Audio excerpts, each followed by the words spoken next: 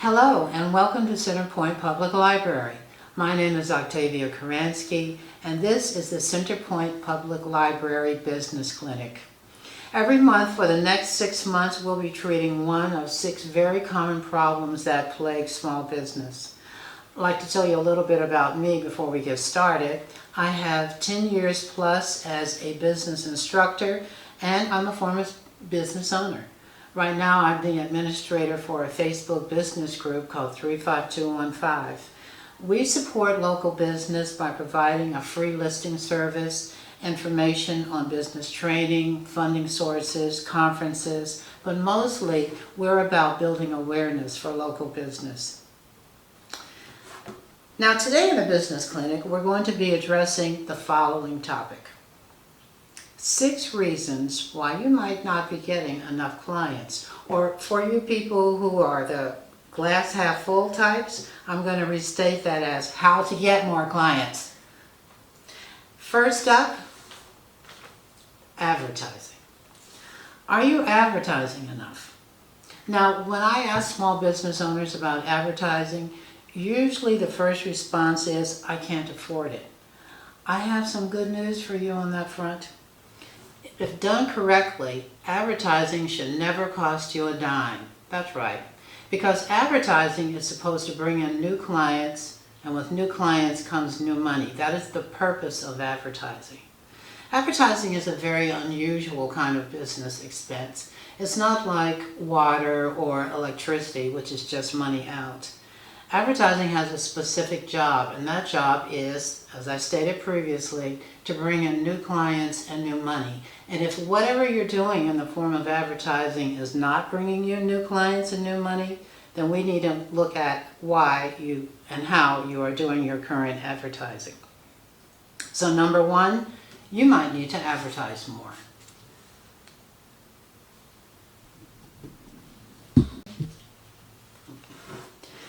Now, so number 1, to get more clients and increase revenue is to advertise more. Number 2, you must advertise to the right people. This is called determining your market. You must know who your market is. Now, usually when I ask small business who their market is, they'll say, everybody. I want everybody to buy my product or service. And of course, we want everybody to buy our product and service. But as you have probably realized, not everybody is going to buy your product and service. So we need to focus our advertising from the larger group of everybody down to those folks, or businesses or individuals who are most likely to buy. That's who we want to advertise to. The people or entities who are most likely to buy. Everybody is just too large a group. Let me give you an example of what happens when you don't determine your market. And market is just the name of what we call people and entities who are most likely to buy our product or service. I used to live in an apartment building. I live in a house now, but I used to live in an apartment building. And I would get all kinds of advertising, phone calls, texts, emails, and I would get circulars in the mail. Now some of these circulars in the mail would be very expensive. They would be 4-color, heavy paper, trifold, but they would be about things like refinishing your basement or repairing your roof. Well, as an apartment dweller, I'm not going to be refinishing the basement or repairing the roof. So you know what I did with that advertising? I threw it away. I lived in a building that had about 500 other tenants, and when I would walk out on any given day, the trash cans would be full of these advertising brochures. That's what happens when you don't get your market correct. So number 2 is we need to know how to get our market correct. The next logical question then is, how do we get the correct market? How do we know who is going to buy our product or service?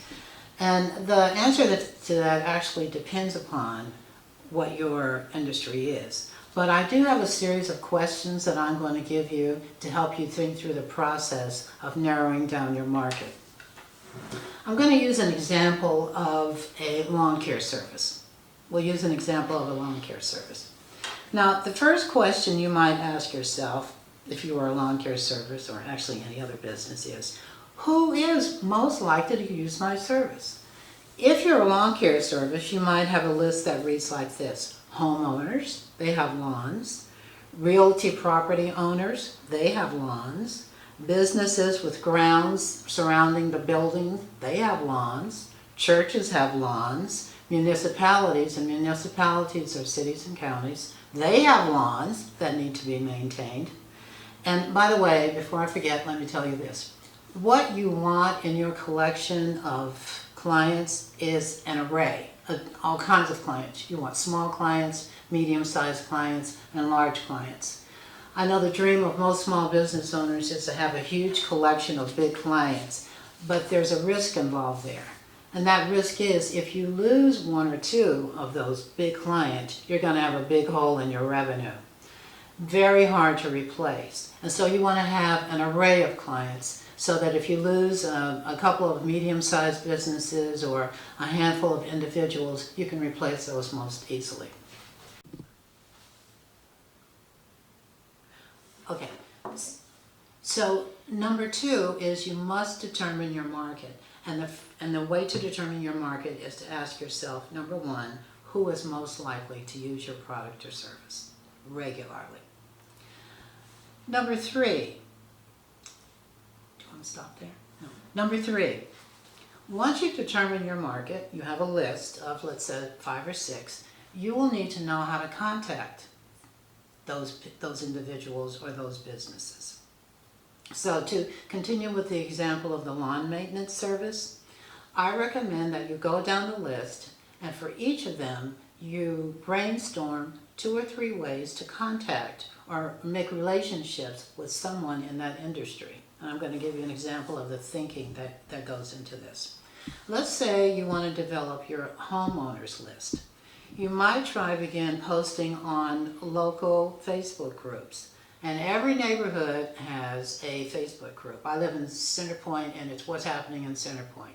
Roebuck has what's happening in Roebuck. East Lake has what's happening in East Lake. So you might begin to post on those local neighborhood groups. If you want to beef up your realtor property owners group, then you would look for associations or groups where these people post. And ask around your contacts to see if someone knows anyone in these realtor groups, or you might look for their Facebook page. They always have Facebook pages. You could also just Google realty groups and a big long list will come up and you could begin to make the rounds and introduce yourself to these people.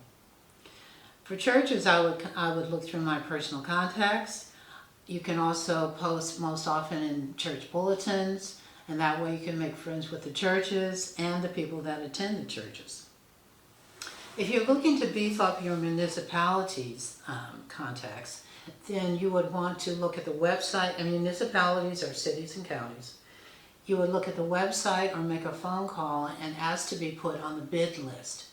Municipalities are required to post that they have certain kind of work available. And if you're on the bid list, they will notify you when certain kind of work becomes available and you can make a bid on that job.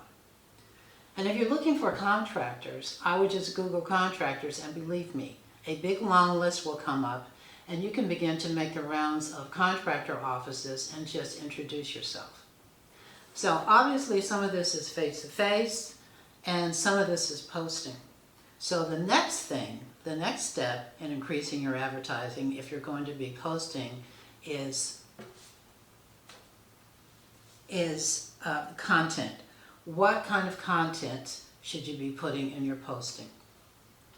In posting, appearance is important and content is king. I'm going to give you 5 items that should be in every post. And I look at a lot of posts because I monitor the 35215 Facebook business group. And I see people doing themselves a disservice by not including these items in their posts. So I'm going to give them to you now. And if you put these 5 items in your post, I guarantee you, you will have a good post and you will get return on your investment of time. And here they are. You might try a simple video like this one. On the properties, you could walk around one that you're especially proud of.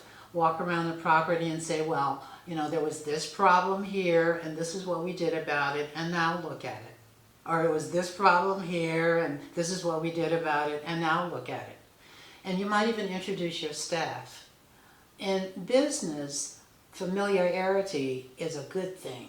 You want people to feel comfortable with you and your staff. And so filming what you've done is a show thing, that's very good, as opposed to a tell thing. And showing your staff is a very good thing. It makes it warmer. If you don't want to do a video, here are the 5 items you should include in your posting.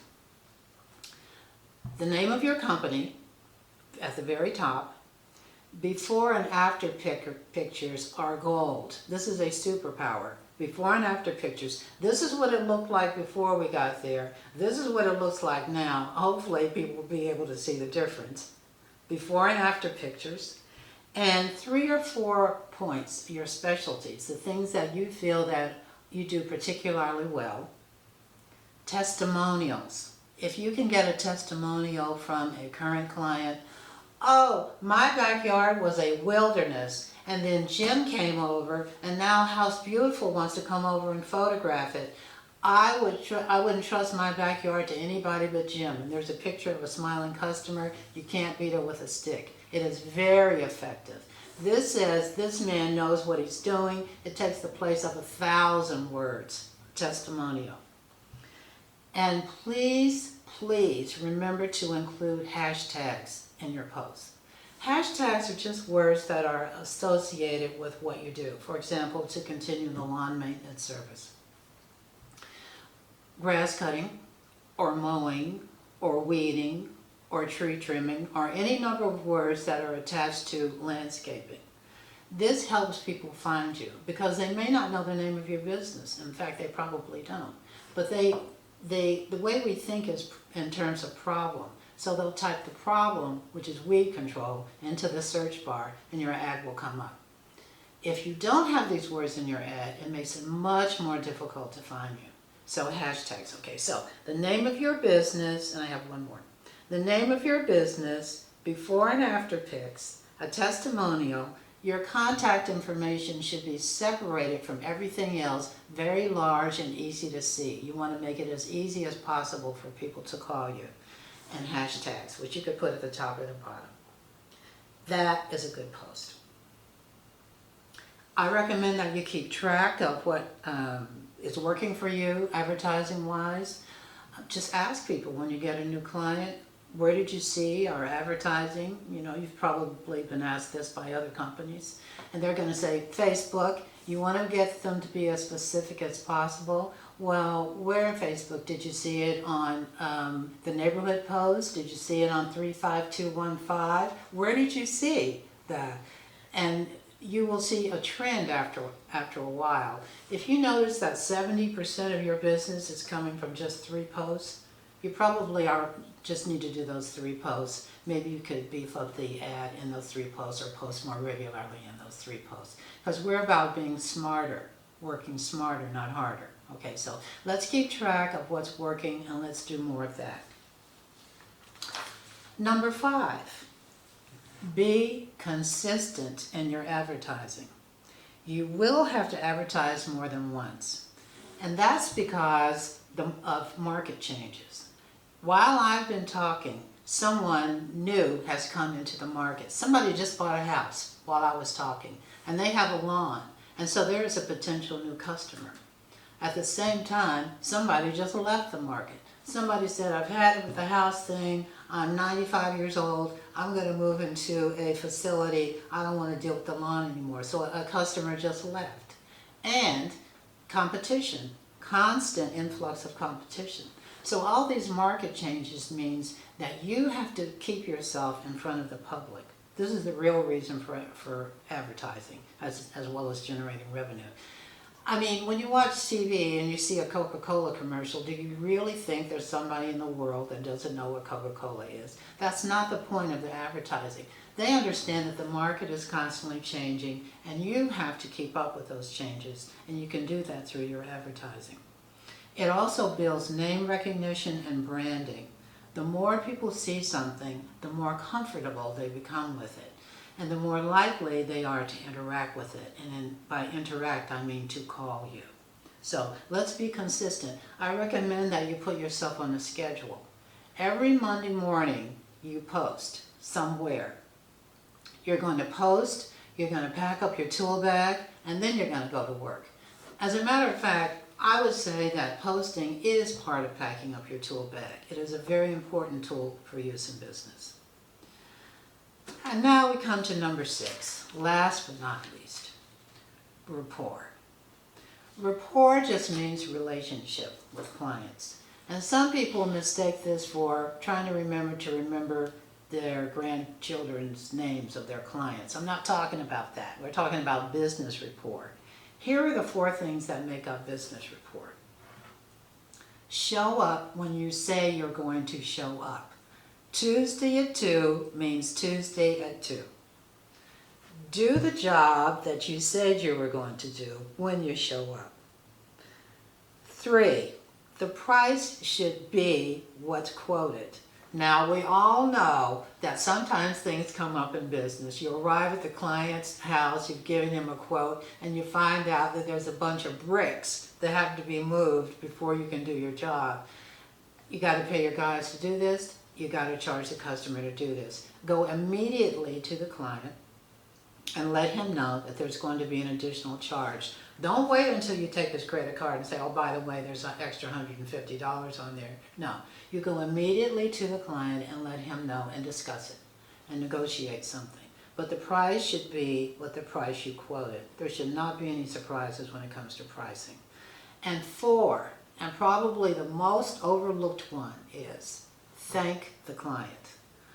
I can't tell you how many technicians I've had come to my house and take my credit card and charge me, and on the way out the door they just kind of wave and say, see you next time.